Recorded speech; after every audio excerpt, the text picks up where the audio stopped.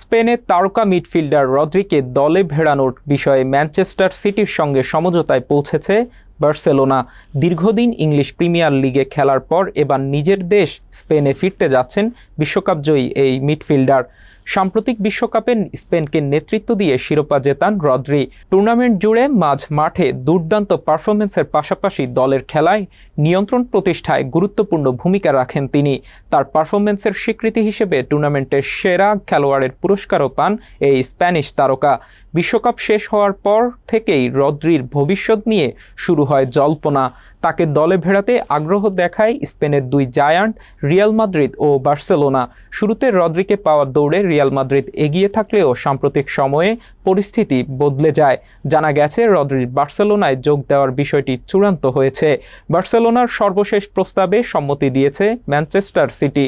ফলে এখন রদ্রির বার্সেলোনায় যোগ দেওয়ার আনুষ্ঠানিকতা সম্পন্ন হওয়ার অপেক্ষা।